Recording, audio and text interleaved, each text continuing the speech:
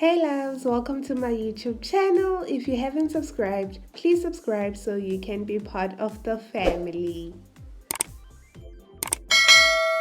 It's not a secret that DJ Euphonix and DJ Fresh are not the fans' favorite. DJ Fresh has been accused of raping women. It was not only one woman who came forward crying for help. Many more other victims came forward, but the rumors vanished into thin air. Euphonix, on the other hand, is not out of the loop, as he is notoriously known as an offender for gender-based violence after Bonang opened up about his tendencies. The two men, Euphonix and DJ Fresh, have been trending on Twitter after a lady opened up about being drugged and gang raped by Euphonix and DJ Fresh. This is what the lady said.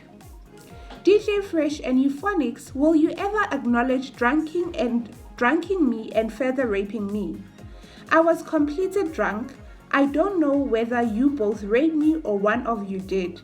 And you later laughed about the next morning, saying we were so drunk we kept blacking out but nasilwengula. I really hope justice will be served. Comment down below on what you think about this matter.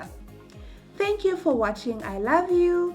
If you haven't subscribed, please do click that subscribe button so you can be part of the family.